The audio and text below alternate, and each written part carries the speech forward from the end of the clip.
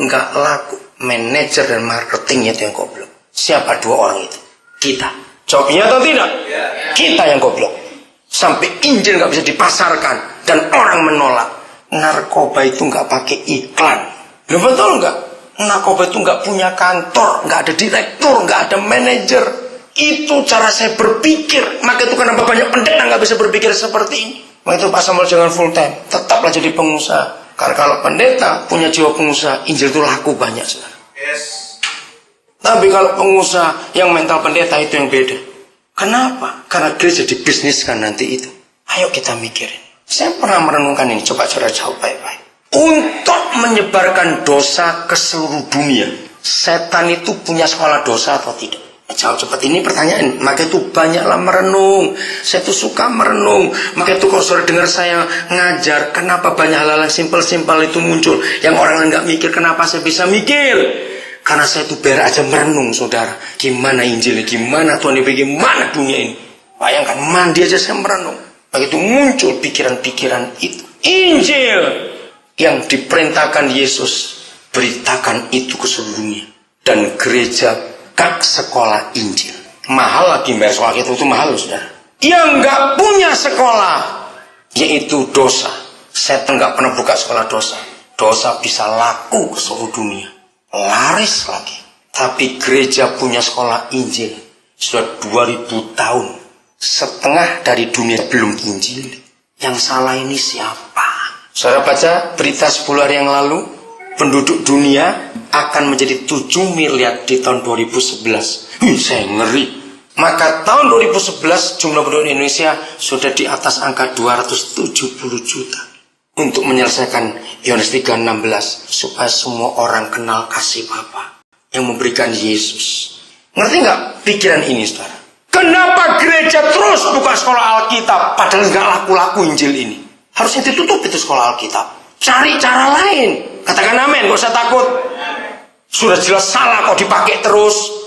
Kenapa kita gak berani merubah? Maka penginjilan yang benar, saya mau katakan, ajak orang itu pulang ke rumahmu. Lo gak amin lagi, pelit semua.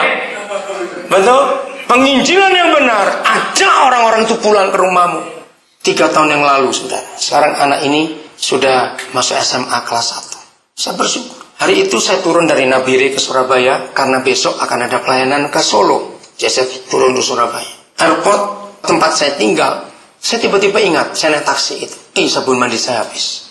Terus saya bilang, Pak, sopirnya, kalau nanti kelihatan Alfamart atau Indomart mampir. Yang di mana? Dia tanya. Ya terserah ke arah tujuan aja. Kira-kira 3 km, 4 km sebelum tempat itu, sobat saya bilang, Pak, itu ada. Oh ya, mampir aja. Saya mampir.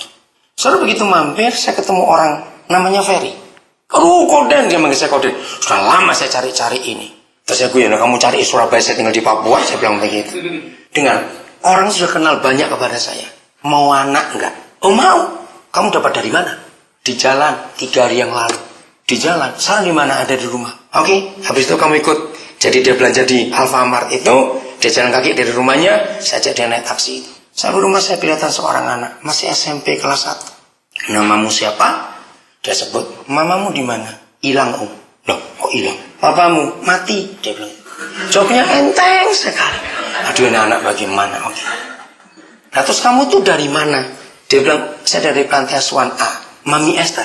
Iya, karena saya kenal panti asuhan itu. Saya tuh kenal banyak panti asuhan. Oke, ikut. Saya bilang, sekarang om papamu. Di rumah itu saya peluk dia. Panggil papa. Sulit untuk dia keluarkan kata papa ya. Sampai rumah saya suruh mandi. Saya pinjamkan baju berapa orang yang ada di rumah. Pinjamin baju yang seukuran dia. Saya telepon langsung Mami Esther itu. Saya bilang, anakmu 1 di sini. Saya bilang itu. Loh, kok bisa? Siapa namanya? Ini. Nemu di mana? Kau dan bilang gitu. Kenapa itu anak? Terus dia cerita. Oh iya. Ya udah, jadi tolong beritahu keluarganya. Kalau cari, ada dengan saya. Sampai hari ini gak ada yang telepon. Dia lulus SMP dari Nabire. Terus dia bilang, Pak, boleh gak saya SMA di Surabaya saja? Kenapa kamu milih Surabaya? Dia cerita alasannya. Baik, kami di rumah Surabaya juga punya rumah. Jadi Juni yang lalu saya ujian, dia ke Surabaya. Dan Juli pertengahan saya masuk sekolah. SMK bukan SMA. Itu nggak lewat sekolah Alkitab. Katakan amin. Asal kita mau buka rumah kita, orang bisa berkata pulang. Dimulai dari anak-anak kita. Anak-anak kita lebih betah di rumah atau lebih betah di luar rumah? Papa, maafkan saya kalau saya bertanya kalimat ini. Saya ini kalau menilai seorang ayah dalam satu keluarga itu baik dengan anaknya atau tidak, saya akan dekati anak-anaknya dulu. Dengan pertanyaan klasik begini. Jangan ribut-ribut ya, ini cuma tanya. Menurut kamu itu lebih senang kalau papamu di rumah atau enggak di rumah? Ngerti nggak pertanyaan itu? Kalau anak bilang, wah om, kalau papa nggak ada kami merdeka. Oke, tahu sudah ini artinya. Jadi bapak ini macan galak betul. Maka kok di rumah anaknya takut semua. Suami istri mari kita jujur pada diri kita sendiri. Anak-anak kita bagaimana? Jadi dua orang inilah yang menentukan rumah kita itu a house atau a home. Maka itu saya sering tanya begini, dengar ya suami istri, anak-anak kau ada di sini dengar. Kalau papa mama kayak gitu laporkan mumpung belum pulang dari Pekanbaru hari ini. Dengarkan suami istri, kapan terakhir kali kita berdua suami istri itu bergurau dan anak-anak tahu? Dengarkan, nggak usah yang mewah, nggak usah makan yang mahal-mahal yang disiapkan.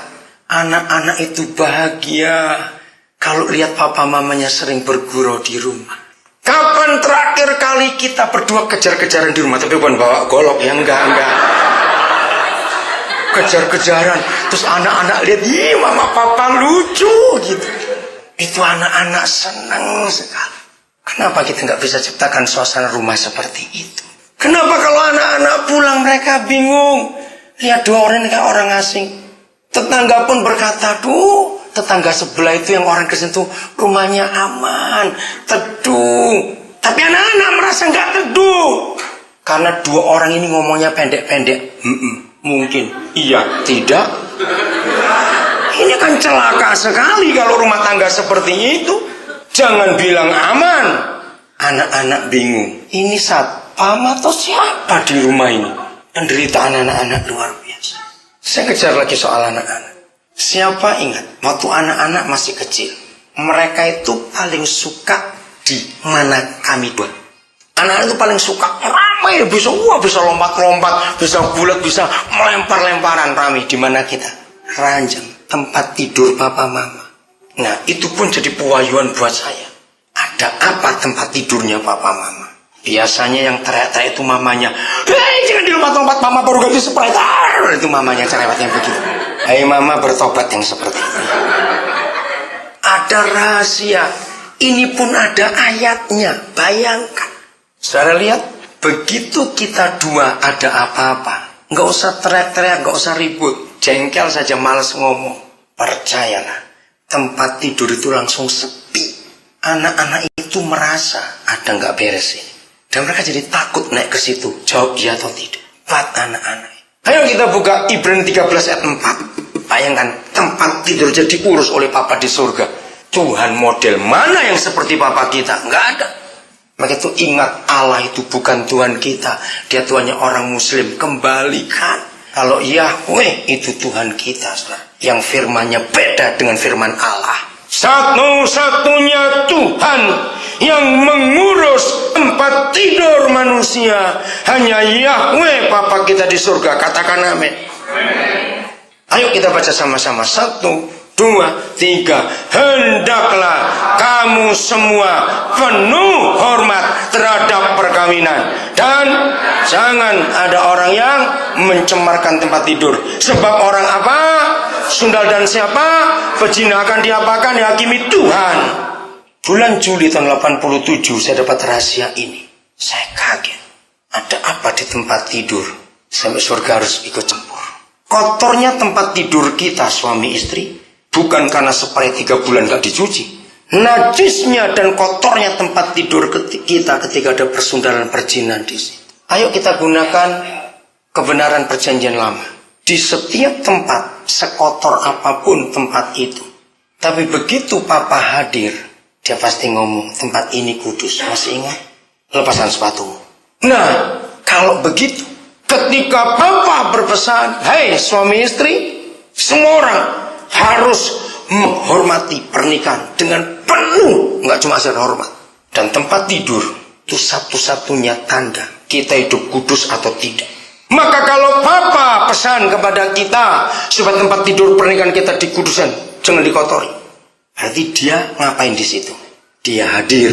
Masa lupa lagi? Betul. Nah ini pertanyaannya, Papa, apa surga kurang rame sehingga Papa milih tempat tidur ini? Ya betul nggak? Kan dia milih tempat tidur kita daripada surga.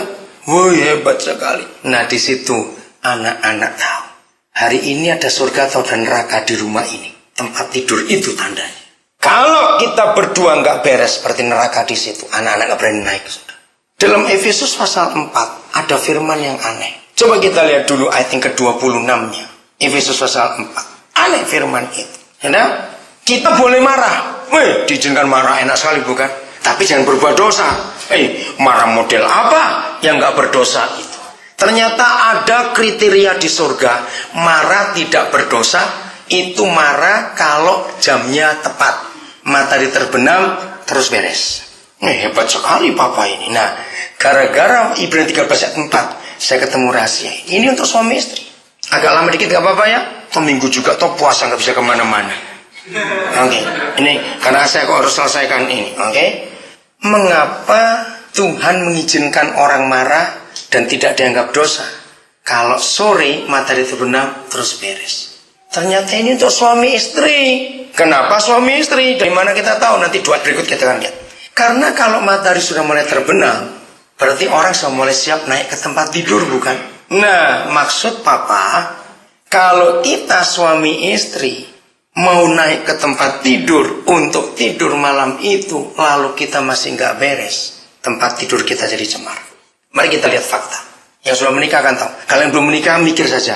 Kalau menikah nanti ingat apa yang kamu dengar hari ini. Mengapa suami istri kalau lagi nggak beres tempat tidur itu dimusuhi? Ngerti maksud saya? Betul? Ya, kalau sudah nggak beres, kalau rumahnya besar, kamarnya banyak, pasti bisa kamar tidurnya. Alasnya panas, macam-macam alasannya. Terus mereka pesen, wah, sampai pelayan restoran bilang, lihat mesra sekali dua orang tua ini. Maka itu kalau yang sudah tua menikah, jangan kayak anak muda. Salah itu kata. Amin. Sudah tua pun harus mesra, nggak apa-apa. Kapan terakhir kali dua kelitik-kelitikan? Lu serius itu? Pak Samuel kapan kira-kira sama ibu Anda tuh? Enggak. Penting. Kapan terakhir kamu lihat papa mama guyon?